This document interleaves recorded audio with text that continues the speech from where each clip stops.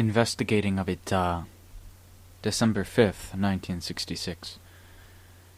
Venerable Ajahn Maha gave this desana in response to an inquiry made by an elder bhikkhu concerning the citta and Avijjā. This is what he said.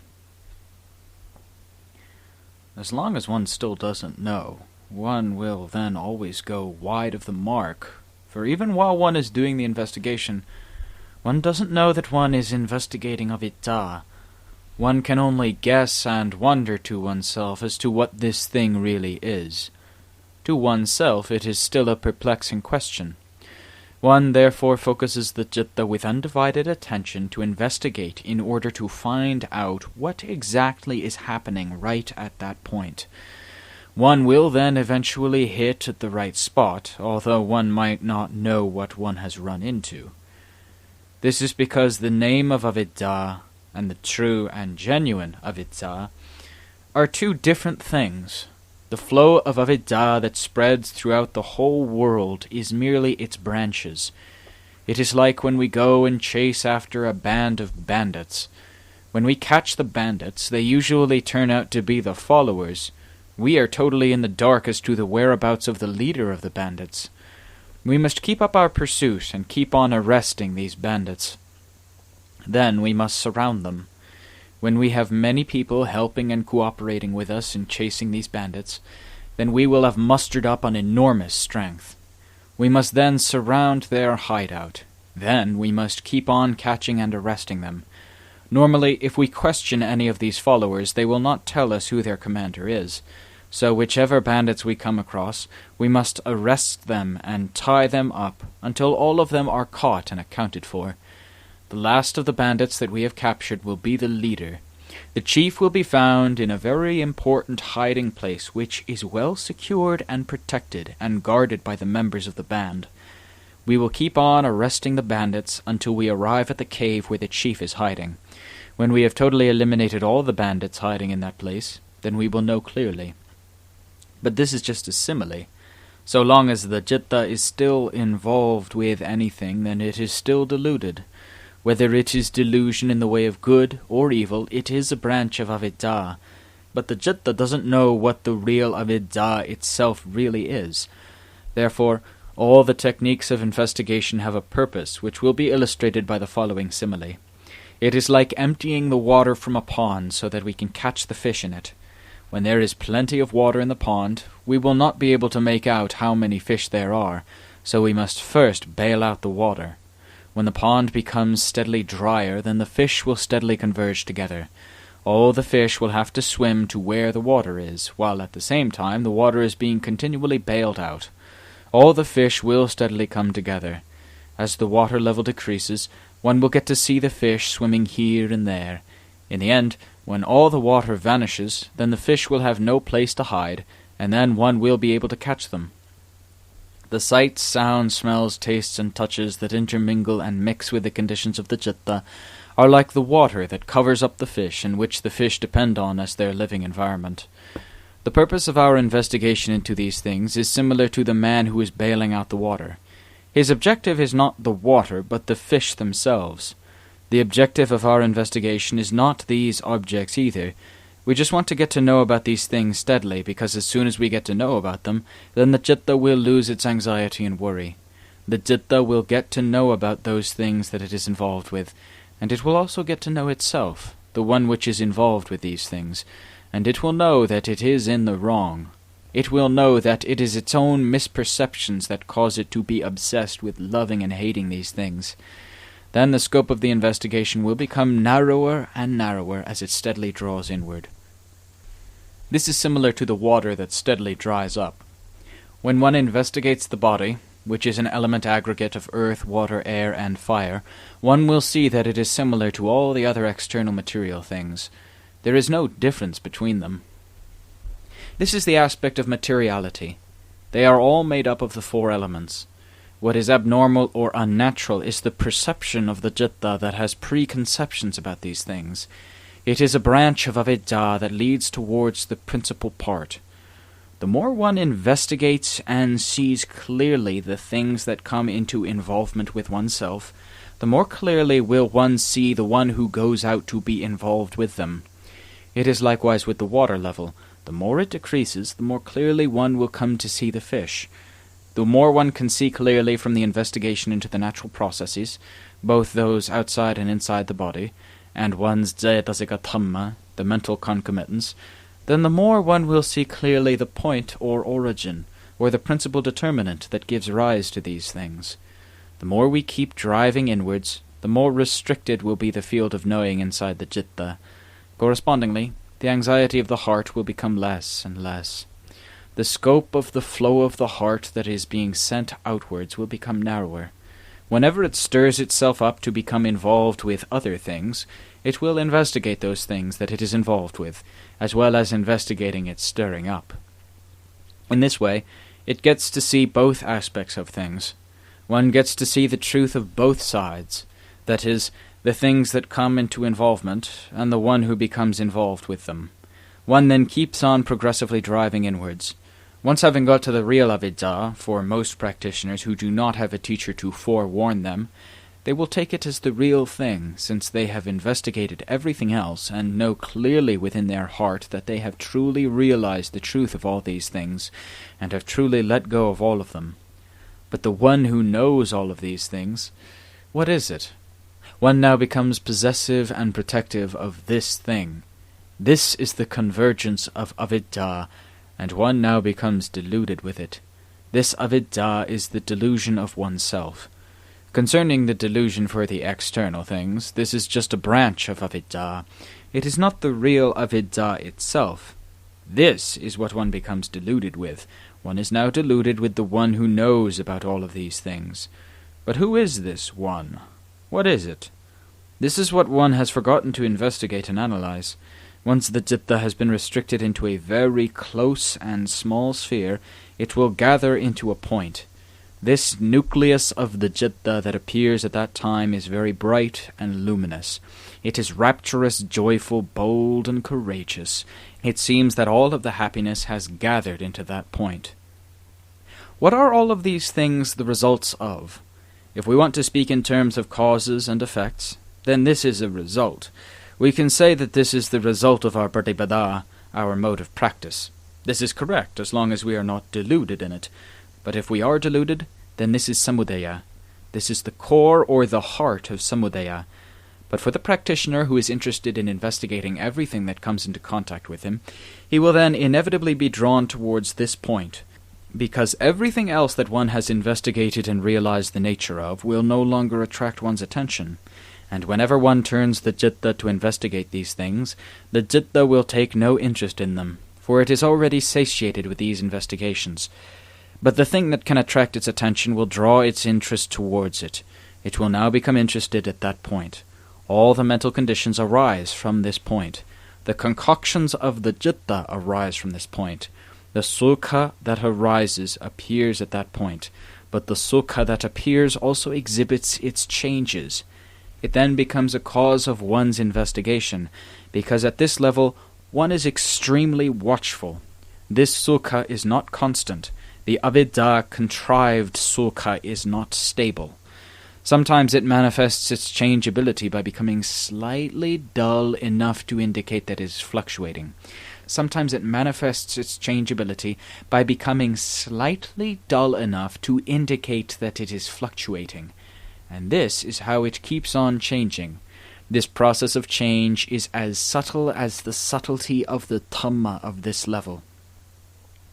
This is the point which can cause one to become complacent. This is the point where an intent and indefatigable practitioner can become complacent if he doesn't have anyone to forewarn him and exhort him about this. However, in spite of this complacency, if he still keeps up his interest and scrutiny, he will still be able to know, for this is the only place which can attract the heart. It is the cause of the attraction and the cause of one's satisfaction in doing the investigation and of the gratification in that experience. Such is the way it was with my investigation. It can really bewilder one, to the extent where one cannot make out what Avijjā really is. One then ends up with the understanding that it is this thing, which is all the time brilliant and luminous, that will be Nibbana.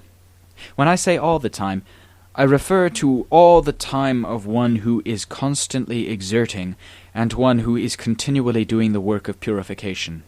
One is extremely protective and possessive, not allowing anything to touch or impinge upon it. One is extremely vigilant and mindful.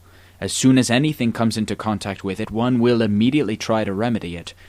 But the thing that one is being possessive of, one doesn't know what it is. This protectiveness and possessiveness is a burden to the citta, but during that time one doesn't know this.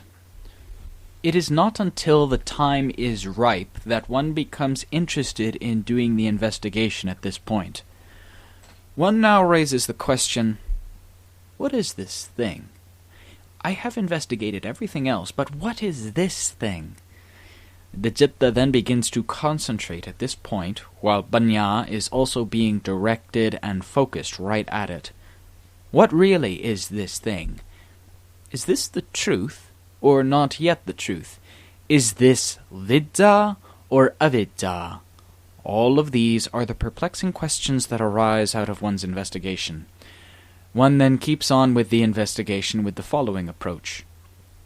Why is there protectiveness and possessiveness? If it is really the truth, why is there the need for protectiveness or care? Taking care of it is also a burden and a responsibility. If this is the case, then this thing must be one form of harm to one who still has protectiveness and care, or a thing that one should not put one's trust in, although one still doesn't know what this thing is, whether it is the real Avijjā or not, since one has never experienced or seen the difference between the true, genuine Vijjā and Avijjā, or in other words, between Vimutti and Sammati. This is how paññā can arise.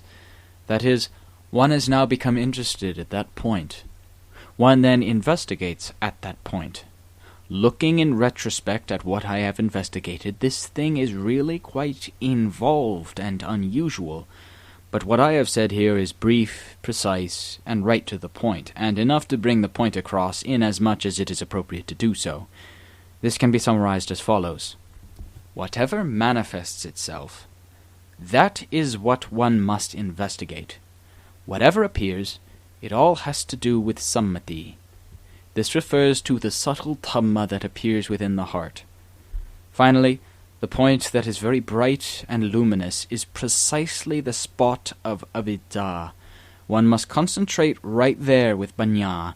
This particular nature is also one form of a natural process, similar to all of the other sabhava dhammas everywhere. One cannot take it as I or mine, but one's possessiveness and protectiveness indicates that one is taking it as I and mine. Consequently, it means that one is going on the wrong path. This is how paññā keeps probing and moving in. What is this thing? It is like looking back at oneself. When one looks outside, one can see the earth, the sky, and everything else that comes within the field of one's vision. But when one doesn't look at oneself, one will not be able to see oneself. The paññā of this level is the paññā that turns around to look at the termination point or the end. When paññā contemplates and investigates, it does so in the same way that it did with all the other things. That is, not for the purpose of holding on to them. This is the investigation to see according to the truth of these things that appear as they are. When this particular thing ceases, it doesn't go out like all the other things. As far as the cessation of all the other things is concerned, they happen at the time when one can feel within oneself that one has now understood them. That is the way that it is with these things, but it is not so with this particular thing. This thing just dissolves suddenly. It is similar to a lightning flash. It happens just at one instant, or it can be said that it just turns over and then vanishes. It is only after the disappearance of this thing that one realizes that this thing was Avijjā. This is because once this thing has disappeared, then there is nothing left behind. There is nothing to appear as sammati anymore. What remains is not like the other things. It is the nature that is purified. Even though one has never come across it before, once it appears one does not have any doubt. This is when the burden is totally shed. It was this thing that was taken as I. This was when it was still unbroken. Whatever one investigated, it was for this thing. As far as knowing was concerned, it was this eye that knew. Brightness, it was this eye that was bright. Being light, it was this eye that was light. Being happy, it was this eye that was happy. This eye refers specifically to this thing. This is the real Avijjā. Everything was done for this thing. Once this thing has dissolved, there is nothing to strive for any more. Finished. This can be compared to a pot whose bottom has fallen out. No matter how much water is poured into it, none can be retained. Everything that is concocted up following the natural way of the kanthas can still be created, but there is nothing to retain them.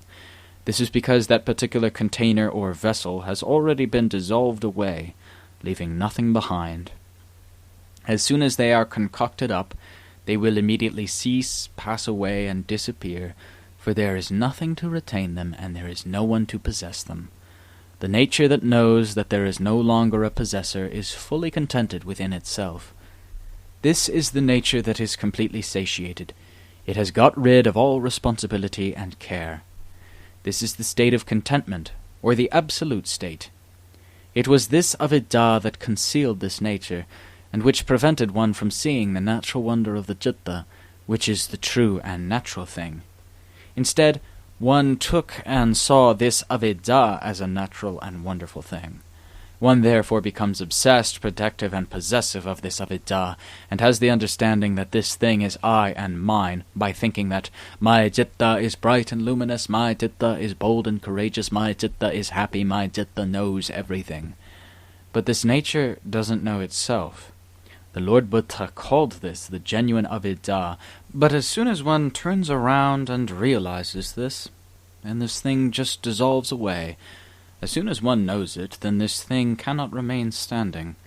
It will then disintegrate. As soon as this thing fades away, it is like opening the cover of a pot and being able to see all the things contained within it. It was only this thing that covered everything up. The ultimate truth, which is apart from the Four Noble Truths, dukkha, samudaya, nirodha, and magga, is the state of purity. It is the truth that is distinct from the Four Noble Truths. Among these Four Noble Truths, 2 of them bind and 2 of them unbind. What do they unbind or bind? They bind this pure citta by enshrouding it. To unbind means to reveal it by removing the veil of concealment so that one can see the true and natural state of purity. For the truth of it has always been so, but the 2 truths of dukkha and samudaya cover up like the cover of a pot, covering the pot so that it is not possible to see the things contained within it. The magga, which is one's mode of practice, reveals or exposes. Magga and nirodha uncover it so that one can see what is contained within the pot, seeing clearly what they are. Even though the state of purity has always existed, it is blotted out by dukkha and samudaya, but on the other hand, magga and nirodha are on the correction side, and they will expose it. That which they reveal is this state of purity. It is this state of purity that dukkha and samudaya conceal. Once it is exposed, then that is the end of the problem. These 2 truths are phenomena. They are sammati. The magga is sammati. Nirodha is sammati. Once having manifested themselves, they then pass away. Dukkha and samudaya are also sammati. Once the 2 sammatis have overcome and corrected the other 2 sammatis, then that nature becomes an absolute or unconditioned nature, which is called vimutti, and this is what is revealed. This is the unveiling of vimutti, the natural state of purity. This is where the burden is shed. That is the end of it. Once one has attained to the state of purity, one no longer conceives the illusion of self. But externally, all the external lokathammas, the external worldly things, still remain as they are.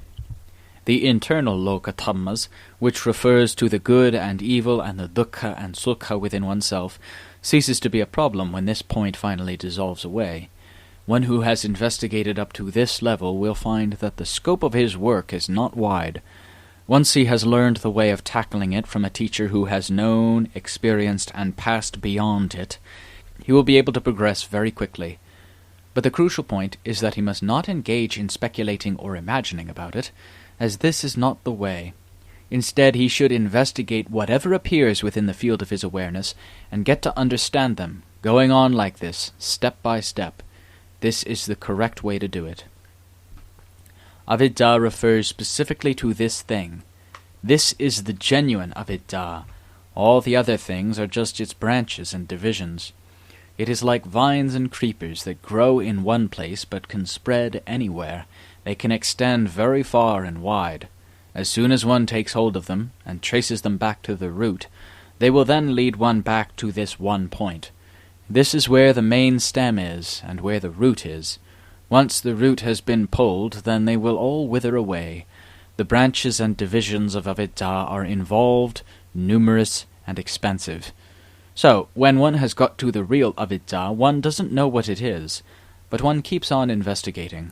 One has paññā, so one keeps on investigating. Even though one doesn't know that this thing is Avijjā, if one still keeps on investigating, then this is the correct way of doing it. Consequently, it will be revealed. It is like when one is eating. The state of fulfillment will steadily appear so that one can see it very clearly. What I have related to you here is a summary of Avijjā. Avijjā is the origin of birth, the origin of kamma, and the origin of the vartacakka, the cycle of birth, death, and rebirth. The citta under the control of Avijjā perpetually builds up births and existences right within itself. It is the nature of this citta not to remain still, but to be constantly creating births and existences. It goes in pursuit and accumulates things for itself. Usually it collects things to push itself down morally. To destroy the wheel of kamma is to exterminate Avijjā. Once it is obliterated, there will be no rebirth. All the external things that one used to be involved with will still come into contact. All the external things that one used to be involved with will still come into contact, but they just come and go, and do not get in to take up roots and residence right within this point any more. They merely pass by, coming and going. One can also see with absolute clarity that this nature does not continue on with anything. One has seen previously, step by step, how this nature used to carry on with things. Once this nature no longer goes on with anything, one then knows. So concerning birth and becoming, as to whether one will be born again or not, it will not be necessary for one to speculate about it, because one's present state has clearly indicated to one. Once it no longer continues on or goes on building up any more lives or existences, then there is no birth or life to follow in the future, since the generating source has been destroyed. It will no longer build itself up, nor erect any cause for itself, like it used to do in the past. This is the demolition of the generating source. This is when the khanthas become entirely khanthas. The khanthas are now entirely pure, having nothing to do with the kilesas. When that particular citta is without any kilesas, then these khanthas are also free of the kilesas. They are now just instruments. But if the heart is tainted by the kilesas, then correspondingly all the khanthas will be equally defiled. Rupa, Vedana, Sanya, Sankhara, and Vijnana will then become the factors that will enhance and strengthen the kilesas within the heart. If the citta is pure, then the khanthas are also pure. Nothing is defiled by the kilesas, but as long as the citta is still tainted with the kilesas, then the khanthas will always be defiled. That is the way it is. The ceaseless building up of lives and existences is the way of the citta. It cannot remain still. Such is the nature of the citta that is still possessed by the revolving wheel as the prime mover. It will still have to turn round continually, because all of its turning around is solely geared towards lives and existences. But once that nature has disintegrated, then there is no longer a builder. One then knows that one will not take up birth any more. It was the same way when the Lord Buddha made his utterance. One knows right within the present that there is nothing to build itself up any more. Good is one kind of virtue, and it does not intermix. One also knows that evil is another thing, while this one, which is the citta, is also another different thing. They are not connected. This separation is not forced, but is something that happens naturally. But when they merge together, then one does not force this either. There are causes that bring them together. When these causes disappear, then they consequently dissociate by themselves. From my own experience and investigation, there was a particular instant when this thing came to cease. It happened at a single moment. It was a time that one had never thought of before. It was an instant that attracted one's attention. At the time when Avijjā ceased, it happened in a single moment. It was as if it had turned itself over into another world. That is, if one uses the world as a simile. It turned into a new world by suddenly turning itself over. It just suddenly flipped over. Avijjā then ceased at that moment. It was not foreseen or anticipated that it would turn over. It just happened of itself. This is the subtle aspect. In following the Buddhist path of practice for the purpose of freeing oneself from dukkha, there are two tricky points. During the time when the attachment, upadana, between the body and the citta is being cut off, and they are going their separate ways, there is a twist to it. There's another trap at this point. These are the two places that a practitioner can misperceive. Apart from these, there should not be any doubt. It is only at these two places. I used to spend time developing my practice at Wat Doi Thamachedi, a venerable Ajahn Kongmao. It was there where I was puzzled by the question of Avijjā. During that time the citta was so bright that I was amazed and awestruck by it. All the radiance, lustrous splendor, and marvel had all gathered within it. I was lost in the wonder of the magnificence of the citta. Looking at my body, I could not see it at all. Everything that I looked at seemed to have turned into the space element. Everything was all empty. The citta was at its brightest. While I was lost in amazement and awe, I was actually lost in delusion unknowingly. Speaking in terms of the subtle Dhamma, this is one form of delusion.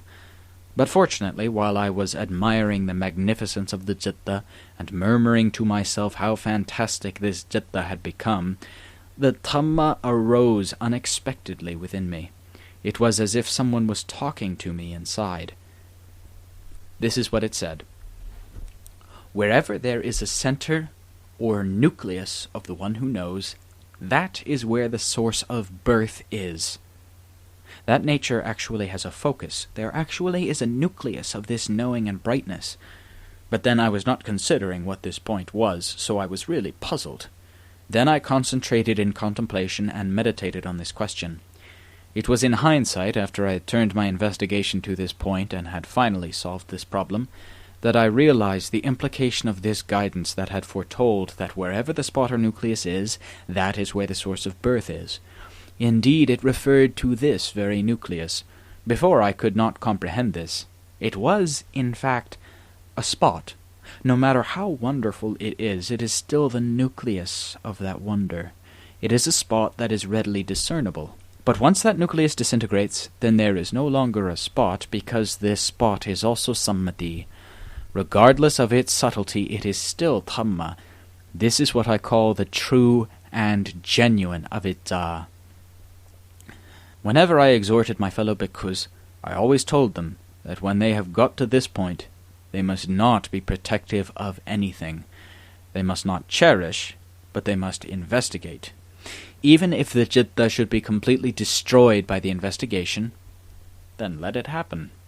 Let's get to see what will be the thing that will realize and experience the state of purity.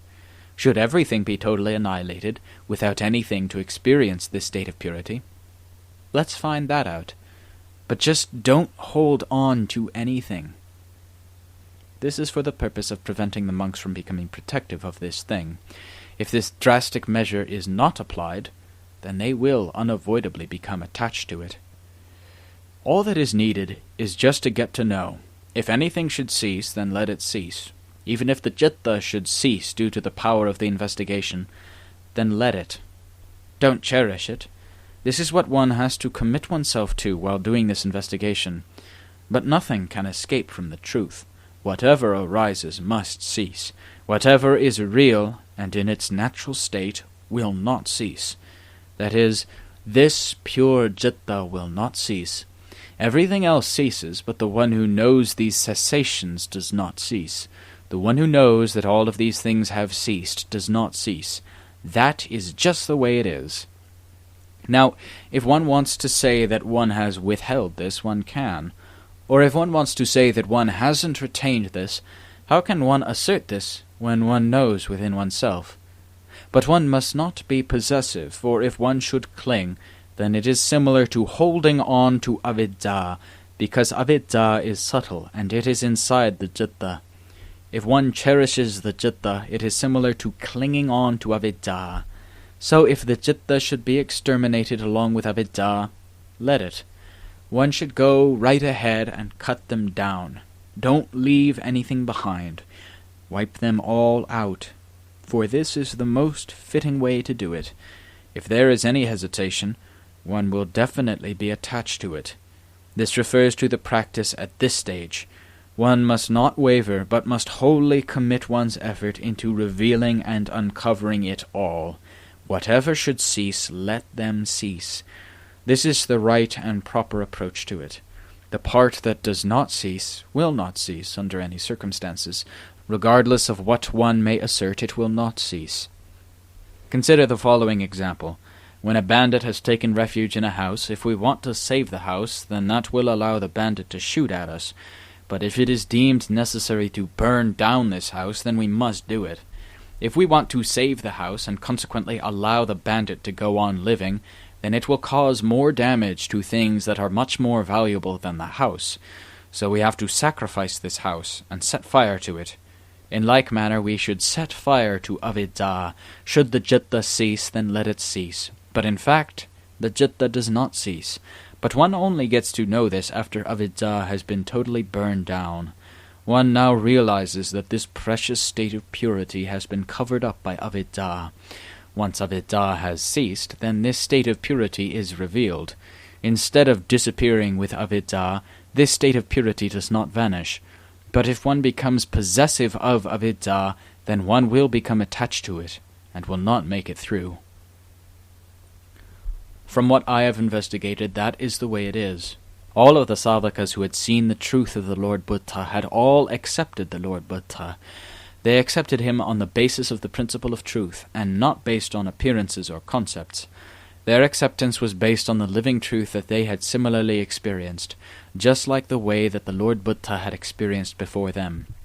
It is an acceptance that has never faded away. Whether one is near or far away from the Lord Buddha, this will never diminish, as the truth is identical. Even the fact that the Lord Buddha had passed into Parinibbana over 2,500 years ago is not in conflict with this truth, since that has to do with sammati, with the time and place, or with the element aggregate. But the truth principle itself is unchanging. That state of purity always remains to be the state of purity, both during the time when one is still alive and when one has finally passed away into Nibbana. This is the absolute truth. One who has known the principle of truth will believe in the principle of truth. The important point is that one should not hold anything back. When it is the time to exterminate, one must get rid of all of them. Don't cherish anything. One must investigate so that one gets to know everything. Whatever appears, one must take that appearance as the object of one's investigation. If nothing becomes manifest, then one doesn't know what to investigate. When good arises, one must be aware of it. Evil, sukha, and dukkha all arise within the heart and nowhere else. One must keep track of them and know them all, because all of these things arise and cease. They are the things that deceive and cause one to be deluded. There is nothing else but these things, the things that arise and cease. They fool one and make one become deluded. Apart from these things, there is nothing else that deceives, but we take it as I and self. The citta has 1,001 faces. It can really manifest as I and self. Even without using any device, it can easily deceive us. It does this right in our presence. This is the way we deceive ourselves. Other people might fool us some of the time, but we fool ourselves all of the time. This is really sad. Once one has corrected one's own deception, then all the harm is eliminated. Then there will be nothing to fool oneself any more. Everything is true. All the sights, sounds, smells, tastes, and touches will not deceive one any more. It was only oneself who threw dust into one's eyes. Before, when one saw things, one began to imagine that they were such and such, and thus began the process of forming pictures and images. One used one's own aramana to deceive oneself, while the object had already disappeared into the blue. Like when one had seen something or witnessed some event which subsequently passed away and disappeared. The mental images that were drawn within the citta did not vanish. This was the thing that deceived oneself, constantly fooling one. Stepping on a branch and thinking that it's a snake, one then jumps into the air. Checking it and seeing that it was not a snake, one then loses one's apprehension. But if one was still uncertain, one would jump again. Having examined it and realized that it was a piece of wood, one would then have overcome one's doubt. It is likewise with one's practice when one has investigated and known what it is. One then loses one's doubt. When one knows within oneself that such and such is so and so, one then will have got rid of one's uncertainty. If one doesn't know what these things are, one will hang in suspense. The alarm and anxiety of the citta is boundless. It can only be curbed by the Dhamma. Nothing else in this whole world can do it. It is therefore good to be inclined to meditate and contemplate. One will inevitably find a way out. Even if one is blocked by a mountain, one will still be able to make it through. It can be achieved by the power of investigation. When one keeps on probing and examining, one will eventually come across the solution to the problem. Having comprehended the cause and effect relationship, one will then see through the riddle. In the beginning stages, these puzzles will gradually be solved. Finally, at the climax, when Avijjā is uprooted once and for all, this will happen all in one instant.